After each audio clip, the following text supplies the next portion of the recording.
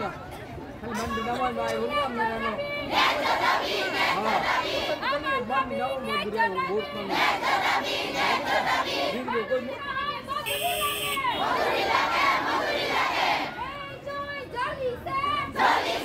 চাউল গুড়া কৰি ডাল খিচৰি বনাই আমাক পেকেট দিছে অংগনবাড়ী কৰ্মীয়ে পেলাবলৈ জেগা নাই সেই বস্তু হ'ব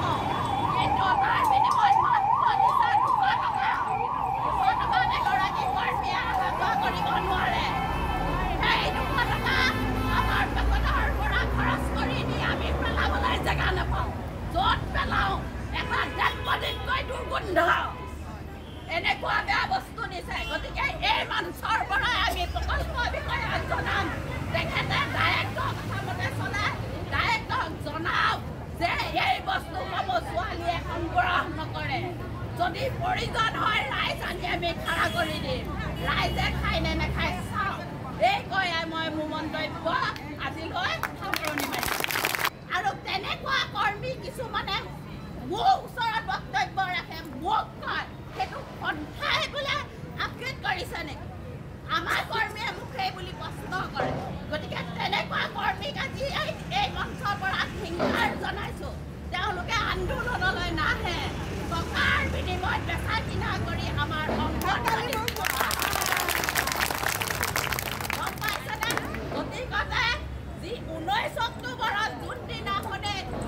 আন্দোলন আৰম্ভ হৈছিলে 2 অক্টোবৰৰ পৰা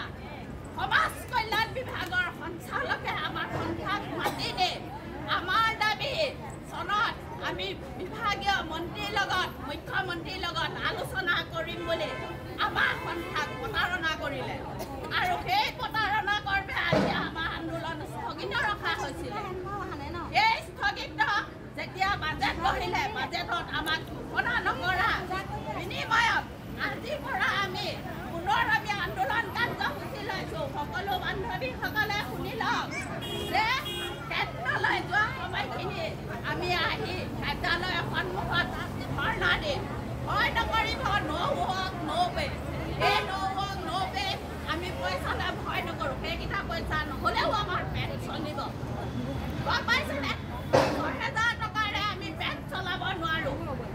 এগৰাকী অংগনবাড়ী কৰ্মীয়ে এযোৰ ভাল কাপোৰ পিন্ধিব নোৱাৰে আমি নিজৰ লজ্জা নিবাৰণৰ কাৰণে এটা ব্লাউজ আমি মাহত কিনিব পৰা নাই কোনোবা এগৰাকী কৰ্মী সহায়িকাই গম পাইছেনে গতিকে তেনেকুৱা এগৰাকী সমাজ কল্যাণ মন্ত্ৰী তেওঁ আমাক ঘোষণা কি কৰিছে এটা গৃহ দিব 1000টা গৃহ নিৰ্মাণ কৰিব সেই গৃহটোত আমি থাকিবলৈ পাম সেই গৃহটো ঠিকা কোনে পাব মন্ত্ৰী বিধায়কৰ বংশ কুটুমে সেই গৃহটো নিৰ্মাণৰ বাবে 25 লাখ টকা পাব তাত কৰ্মীগৰাকীক এবাৰো নুসুধে আপুনি এটা চহী কৰক বুলি সোধে নেকি কাৰোবাৰ হৈছে নহয় অক্টোবৰ মাহতে এই আন্দোলন কাৰ্যসূচী তীব্ৰতৰ হৈছিল কিন্তু অক্টোবৰ মাহত তেওঁলোকে আমাৰ মাননি কৰ্তন কৰি এই আন্দোলনটো বন্ধ কৰিবলৈ বিচাৰিছিলে আমি মাননি কৰ্তনলৈ পৰোৱা নকৰি আমি আন্দোলন চলাই গৈছিলোঁ আৰু এই আন্দোলনৰ তেওঁলোকে আমাক সঞ্চালকে উপায় নাপাই আমাৰ লগত আলোচনা কৰিছিলে ৰাজ্যিক সন্থাৰ লগত আলোচনা মৰ্মে তেওঁ এটা প্ৰস্তাৱ পঠিয়াইছিলে যে কৰ্মী 10,000 টকা আৰু সহায়িকাৰ 7,000 টকাকৈ মাননি বৃদ্ধি কৰা হ'ব আৰু এই প্ৰপ'জেলটো আমি বিভাগীয় মন্ত্ৰী তথা চৰকাৰলৈ প্ৰেৰণ কৰা হ'ব বাজেট অধিৱেশনত আগন্তুক বাজেট অধিৱেশনত এই সন্দৰ্ভত আপোনালোকে সুখবৰ পাব সেইবুলি কোৱাৰ কাৰণে আমি আমাৰ এই জোৰদাৰ আন্দোলন আমি স্থগিত ৰাখিছিলোঁ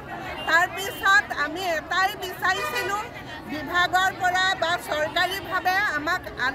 আমাক ঘোষণা কৰক আমাৰ যে মাননি বৃদ্ধি কৰা হৈছে চৰকাৰীভাৱে ঘোষণা কৰক তেওঁলোকে সেই ঘোষণাৰ ফালে পিঠি দি পেলাই বাজেট অধিৱেশন পাতিলে পুনৰ আমি 1 ফেব্ৰুৱাৰীৰ পৰা 5 ফেব্ৰুৱাৰীৰ পৰা